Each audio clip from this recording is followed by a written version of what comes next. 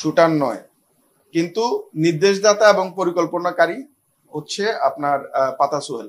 পাতা সোহেলের নামে একাধিক হত্যা, ডাকাতি, মাদক সহ পল্লবী থানায় মোট 8টি মামলা রয়েছে। উক্ত ঘটনার পিছনে আমরা রাজনৈতিক কোন্দল এবং আধিপত্য বিস্তারকে কেন্দ্র করে উক্ত হত্যাকাণ্ডটি সংঘটিত হয়েছে বলে প্রাথমিকভাবে ধারণা পাই। উক্ত আসামিগণ পেশাদার হত্যাকারী এবং তাদের বিরুদ্ধে বিভিন্ন থানায় একাধিক মামলা রয়েছে। গ্রেপ্তারকৃত আসামিদ্বয় সাম্প্রতিক সময়ে মিরপুর কেন্দ্রিক গড়ে ওঠা 4 স্টার গ্রুপ এর সক্রিয় সদস্য। শুধুমাত্র সিটি ব্যাংকে অ্যাকাউন্ট থাকলেই করতে পারবেন গুগল পে, তাই অ্যাকাউন্ট খুলুন আজই। আমরা আজকে পল্লবী থানা যুবদলের সদস্য সচিব গোলাম কিবরিয়া হত্যা মামলার এজাহারনামীয় আসামি সহ 2 জন শীর্ষ সন্ত্রাসীকে গ্রেফতার করতে সক্ষম হয়েছি। এ ব্যাপারে এখন আমি আপনাদেরকে মিডিয়া ব্রিফ করব। আপনারা জানেন যে গত 17 নভেম্বর 2025 তারিখ সন্ধ্যায় ঢাকা মহানগরীর পল্লবী থানাধীন মিরপুর 12 এলাকায় বিক্রমপুর স্যানিটারি ও হার্ডওয়্যার দোকানে 6 জন অজ্ঞাতনামা সন্ত্রাসী প্রকাশ্য দিবালোকে পিস্তল দিয়ে বুকে ও পিঠে অতর্কিত গুলি করে পল্লবী থানা যুবদলের সদস্য সচিব গোলাম কিবরিয়াকে হত্যা করে।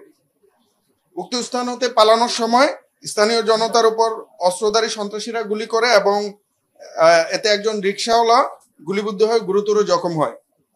পরবর্তীতে ছাত্র জনতা তাদেরকে ধাওয়া করে জনি ভুইয়া নামক একজন সন্ত্রাসীকে আটক করে পল্লবী থানায় সোপর্দ করে। উক্ত বিষয়ে ভিকটিমের পরিবার পল্লবী থানায় একটি হত্যা মামলা দায়ের করে। উক্ত ঘটনাটি এলাকায় ব্যাপক চাঞ্চল্য সৃষ্টি করে এবং বিভিন্ন প্রিন্ট ও ইলেকট্রনিক মিডিয়া সহ বিভিন্ন সামাজিক যোগাযোগ মাধ্যমে ব্যাপকভাবে প্রচারিত হয়। ঘটনার পরপরই র্যাব 4-এর আবেদনিক দল ঘটনাস্থল পরিদর্শন করে এবং সেখান থেকে সিসিটিভি ফুটেজ এবং আনুষঙ্গিক তথ্যাদি বিশ্লেষণ করে ঘটনার রহস্য উদ্ঘাটন এবং জড়িত আসামিদেরকে আইনের আওতায় আনার জন্য ছায়া তদন্ত শুরু করে।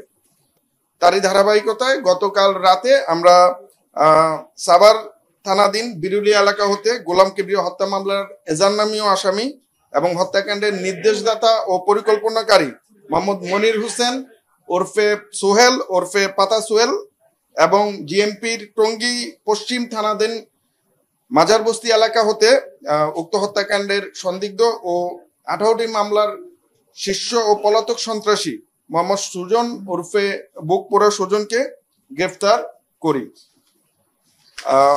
আসামিদের থেকে আমরা যেই প্রাথমিক যে তথ্যাদি পেয়েছি তাতে উক্ত ঘটনার পিছনে আমরা রাজনৈতিক কোন্দল এবং আধিপত্য বিস্তারকে কেন্দ্র করে উক্ত হত্যাকাণ্ডটি সংঘটিত হয়েছে বলে প্রাথমিকভাবে ধারণা পাই।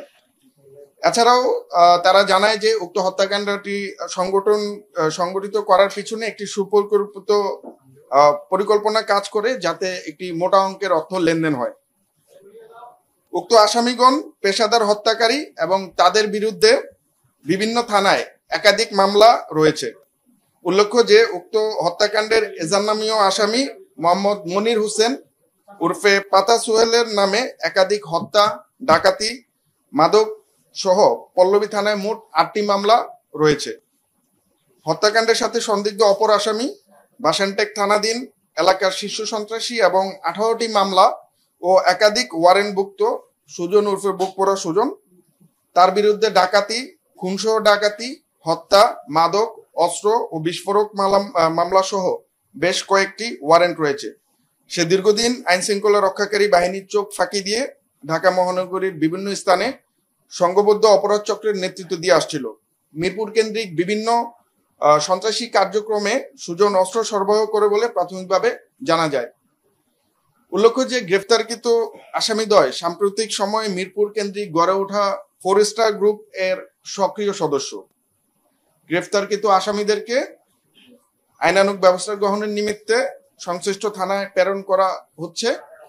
এছাড়াও আমাদের অভিযান চলমান। আমরা আশা করি এই ঘটনার সাথে আর যারা সম্পৃক্ত রয়েছেন তাদেরকে খুব শীঘ্রই আইনের আওতায় নিয়ে আসতে পারবো। 4 স্টার গ্রুপে আপনারা যতটুকু আপনারা জানেন যে এখানে 4 স্টার গ্রুপ মিরপুরকে বেসিক্যালি 4টা ভাগে ভাগ করে তারা আধিপত্য বিস্তার করার চেষ্টা করছে।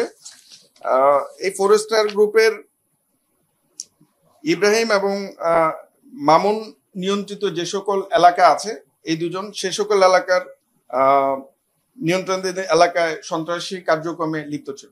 সিসিটিভি ক্যামেরাতে আমরা 3 জনকে দেখেছি। তিনজনের মধ্যে একজনকে জনতা তখন তাৎক্ষণিকভাবে ধরে থানায় হস্তান্তর করে। বাকি যেই দুজন আছে আমরা তাদের বিরুদ্ধে অভিযান অব্যাহত আছে, হয়তো আমরা পেয়ে যাব। আমি এই মুহূর্তে নাম বলছি না, বাট আমরা চেষ্টা অব্যাহত আছে। শুটার নয়, কিন্তু নির্দেশদাতা এবং পরিকল্পনাকারী হচ্ছে আপনার পাতা সোহেল। প্রাথমিকভাবে আমরা যেটা পেয়েছি, পাতা সোহেলই তাদেরকে, যারা শুটার তাদেরকে অর্থ সরবরাহ করেছিল। বাট পাতা সোহেল আসলে কোন জায়গা থেকে অর্থ পেয়েছে বা কে নির্দেশদাতা, এটা এখনো আমরা ক্লিয়ার না। এ ব্যাপারে আরো তদন্তের প্রয়োজন রয়েছে। মোটিভটা আমাদের কাছে প্রাথমিকভাবে যেটা মনে হয়েছে যে এখানে দুইটা জিনিস কাজ করেছে। একটা হচ্ছে মিরপুর এলাকা কেন্দ্রিক যে আধিপত্য বিস্তার, সেটা চাঁদাবাজি, মাদক এবং অন্যান্য যে সকল সন্ত্রাসী কার্যক্রম আছে সেটা একটা ব্যাপার। আর দ্বিতীয় হচ্ছে রাজনৈতিক কোন্দল। আপনার যেই নিহত গোলাম কিবরিয়া, তিনি যেহেতু একজন সদস্য সচিব ছিলেন এবং বর্তমানে মিরপুর ওই এলাকার রাজনীতিতে তিনি বেশ সক্রিয় ছিলেন। তো এর আগে যাদের সাথে ওনার সখ্যতা ছিল, এই রাজনৈতিক মেরুকরণের পরে সেই সখ্যতাটার এগেনিস্টে তিনি কাজ করছিলেন। বেসিক্যালি বিভিন্ন জায়গায় চাঁদাবাজি কিংবা মাদক ব্যবসা, এগুলাতে তার সাপোর্ট ছিল না, যতটুকু আমরা জানতে পেরেছি। এই কারণেই হয়তো এই ঘটনাটা সংঘটিত হতে পারে বলে আমরা প্রাথমিকভাবে ধারণা করছি। একটা সময় একসাথে ওঠা বসা করতো, বাট এই ঘটনায় মামুনের সরাসরি সম্পৃক্ততা আছে কিনা এটা আসলে অনুসন্ধান করা হচ্ছে, আমরা তারপরে বলতে পারবো। এটা তো শীর্ষ সন্ত্রাসী, রাজনৈতিক পরিচয় আসলে আমরা দেখিও নাই, আর আমি ঠিক জানি না এই ব্যাপারে। প্রাথমিকভাবে সে আসলে বিভিন্ন জনকে সম্ভবত বিভিন্ন পরিমাণ অ্যামাউন্ট দিয়েছে, তবে জনি যে প্রথমে গ্রেফতার হয়েছে তাকে 30,000 টাকা দেওয়া হয়েছিল, আর বাকিদেরটা এখনো আমাদের কাছে তথ্য নেই। আন্ডারওয়ার্ল্ডের কানেকশন ভাইয়া থাকতে পারে, এটা আসলে এই মুহূর্তে আমরা তো অভিযানটা চলমান, তো আমরা যখন আসলে সবাইকে পাবো তখন হয়তো আরো সূত্রগুলো এক করে আমরা একটা ক্লিয়ার তথ্য দিতে পারবো। বাট এখন পর্যন্ত আমরা আপনার পাতা সোহেল এটাকে অ্যারেঞ্জ করেছে, এই পর্যন্ত আমরা তথ্য কালেক্ট করতে পেরেছি। ফোরস্টার হচ্ছে বর্তমান সাম্প্রতিক সময়ে মিরপুরের যে সকল সন্ত্রাসী কার্যক্রমগুলো হচ্ছে, আমরা গোয়েন্দা তথ্যের মাধ্যমে যেটা দেখেছি, এখানে ফোরস্টার নামক মানে 4 জন স্টার, সন্ত্রাসী মামুন, কিলার ইব্রাহিম, সন্ত্রাসী শাহাদাত, সন্ত্রাসী মুক্তার, এদের ছত্রছায়ায় কিংবা এদের মানে এদের নির্দেশে মিরপুরের বিভিন্ন এলাকায় বিভিন্ন সময় যে সকল অরাজকতা বা সন্ত্রাসী কার্যক্রম গুলা করা হয়, তাদের একটা মদত রয়েছে বলে আমরা জানতে পেরেছি। না, অস্ত্র এখনো আমরা উদ্ধার করতে পারি নাই। আমরা আশা করি আমরা শুটার দুজনকে পেলে অস্ত্রগুলা হয়তো আমরা পাবো। অবৈধ অস্ত্র উদ্ধারে আসলে আমরা প্রতিদিনই আপনার কাজ করে যাচ্ছি, বাট আপনারা জানেন যে এই মুহূর্তে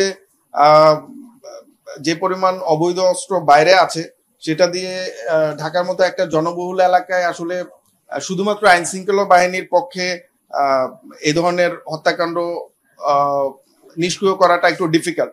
বাট আমরা বিভিন্ন গোয়েন্দা তথ্যের ভিত্তিতে কাজ করে যাচ্ছি। আমরা আশা রাখি যে আমরা সামনেও অস্ত্র উদ্ধার অভিযানগুলো সাকসেসফুল করতে পারবো। আমরা তো বিভিন্ন সময় আপনার এই যে সন্ত্রাসী যারা আছে তাদেরকে ধরে আইনের আওতায় এনে পাঠাচ্ছি।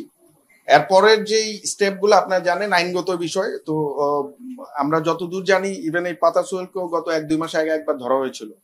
তো বাকিটা আসলে আইনের ব্যাপার। পাতা সোহেলের উপরেও ইন্ধন থাকতে পারে, বাট এই মুহূর্তে আমাদের কাছে এটা নাই। বাট আমরা অনুমান করতে পারি এখানে উপর থেকে আরো ইন্ধন থাকার সম্ভাবনা আছে। তাদেরকে আমরা যে লিঙ্কটা পেয়েছি সে পর্যন্ত পাতা সোহেল তাদেরকে টাকা দিয়েছে, এবং যে জনি গ্রেফতার হয়েছে তাকে 30,000 টাকা দেওয়া হয়েছে। আর মানে ঘটনার দিন তাকে 1,000 টাকা দেয় এবং 30,000 টাকা তার সাথে কন্ট্যাক্ট করে। বাকিদেরটা আসলে আমরা ওদেরকে গ্রেফতার করার পরে হয়তো মানে লেনদেনটা বিভিন্ন জনের সাথে বিভিন্ন রকম হতে পারে, তখন আমরা বলতে পারবো।